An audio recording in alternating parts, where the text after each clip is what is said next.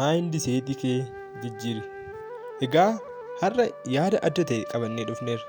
Kallattii sammuun kee ittiin ijaarame jijjiiri yookaan kallattii sammuu kee ittiin ijaarte isa dura tureerraa kallattii isteeppii tokko gara fuulduraatti ittiin deemtu sammuu kee fooyyessuun yookaan ijaaruun sirraa eegama. Egaa kana jechuun egeree kee boruu eegaluuf galma kee guddaa isa boru dhaqqabuuf yaaddu bira kaayyoo kee isa boru galmaan gahuuf yaaddu bira gahuudhaaf har'a hundee isaa dhaabuun barbaachisaadha. Fakkeenyaaf biqiltuu guddaan tokko jalqaba irratti akkuma jirmi isaa akkasuma immoo hundee isa jabaa ta'e hunda akkasuma hundee isa gaafa jabeeffatu gaafa biqiltuu sun guddate damee hedduu godhate hundee jabaa waan qabuuf qilleensaan osoo hin raafamin bishaaniin osoo hin fudhatamin damee isaa hedduu firii isaa hedduu wajjin qabatee kan jiraatu. Kanaaf muka guddaa damee firii hedduu qabu kan ta'e akkasuma hundeen isaa jabaa waan ta'eefidha. Kanaaf hundee jabaa qabaachuuf hundee gadi fagaate qabaachuuf maayindi seetii kee kallattii kanaan ijaaruun barbaachisaadha. Har'aaf maayindi seetii afran kan waliin ilaalludha. Isaanis tokko kana argachuun qaba kan jedhu. Kana argachuun qaba kan jedhu gara kana argachuuf kana raawwachuun qaba jedhutti jijjiiruun sirraa eegama. Kana argachuun qaba jettee kana jechuun kana argachuun qaba jechuun hawwiidha. Hawwii kee gara gochaatti jijjiiruu qabdaa kan jedhudha. Maayindi seetii inni jalqaba. Hawwiin kee guddaa ta'uu qaba. Akkuma jenne samuuna viidiyoo isa darbe keessatti biig diriim akkuma jenne guddaa hawwuu guddaa fedhuun baay'ee barbaachisaadha. Kanatti aansee garuu hawwii kee gara gochaatti jijjiiruun baay'ee barbaachisaadha. Hawwii kee gochaatti jijjiiruu qabda. Isa hawwitu argachuun yookaan hojii yookaan tarkaanfii ati fudhattu murteessaadha. Kanaaf argachuuf har'a hojii manaa kee hojjechuun sirraa eegama. Lammaffaa irratti jireenyi ulfaataadha kan jedhu maayindi seetii jireenyi ulfaataadha jedhu. Egaa maayindi seetii jireenyi ulfaataadha jedhu gara jireenya salphaa ta'uu danda'a jedhutti jijjiiruun baay'ee barbaachisaadha. Jireenyi ulfaataadha kana namoonni hedduun isaanii nutti himu. Hawaasa keessatti jireenyi ulfaataadha, poolitikaan akkana, ikoonomiin akkana dabalee wanti hundi isaa oduun naannoo keessatti haasa'amu isa abdii nu kutachiisee abdii egeree keenya boruurra nu hambisu waan ta'eef jireenyi ulfaataadha kan jedhu jireenyi salphaa ta'uu danda'a kan jedhutti jijjiiruun baay'ee barbaachisa. Fakkeenyaaf dooktorri tokko dhukkubsataan gaafa gara isaa bira dhaqu salphumatti ilaalee dhukkubni kee ulfaata ta'uu danda'a gaafa jedhuun dhukkubni kee ulfaataadha gaafa jedhuun dhukkubsataan kun salphaatti abdii kuta. Akkasuma immoo dooktorri kun hojii isaa waan gochuu irraa eegamu fincaan isaa, teessuma isaa akkasuma dhiiga isaa qoratee qoricha yoo eegalaatee fi booda dhukkubni kee salphaadha ni fayyita qoricha kana seeraan fayyadame yoo jedheen dhukkubsataan sunis abdii fayyuu horatee gara mana isaatti deebi'a. Egaa jireenya keenya keessattis gaafa dhumnu akkanuma jireenyi ulfaataadha jettee yoo jala sararte karaa salphaan nutti hin mul'atu waan ta'eef jireenyi ni ulfaata. Jecha akkana jedhu tokkotu jira. Jalqaba irratti wanti hunduu ulfaata ta'uu danda'a. Haa ta'u malee salphachaa yoo hin deemne karaan yookaan hojiin ati hojjechaa jirtu sirrii miti jechuudha. Kanaaf jireenyi jalqaba irratti ulfaata ta'uu danda'a.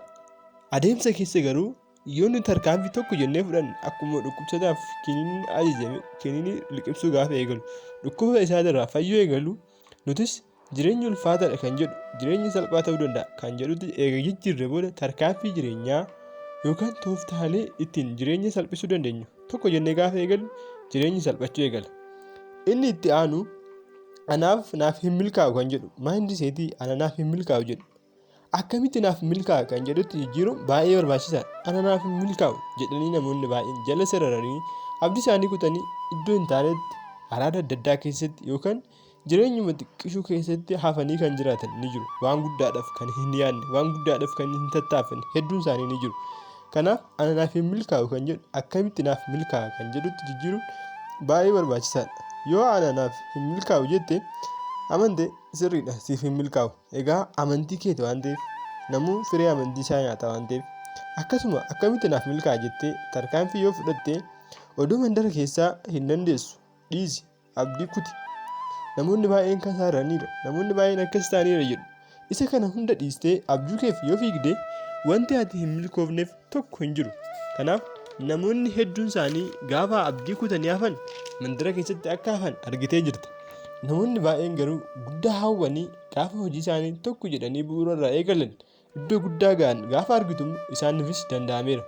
Egaa inni xiyyaara obboleewwan lamaan fedhii isaanii bararuudhaaf qaban xiyyaara hojjetanii akka dhugoomsan, egaa atis kaayyoo kee isa bararuu, kaayyoo kee isa ol bahuu, kaayyoo kee isa galma barbaadde bira gahuu hawwiidhaan jiru tokko jettee shaakala yoo eegalu, tokko jettee isteeppii yoo fudhatte wanti ati hin dandeenyeef hin jiru jechuudha. Hin dandeessa waan ta'eef itti hojjechuu qabda. Maayindi seetiin inni afuraffaa wantoonni yookaan yeroo mijoo eegen jalqaba kan jedhudha. Wantoonni yeroo mijatan yookaan yeroo mijoo eegen wanta akkasii hojjechuu jalqaba kan jedhu.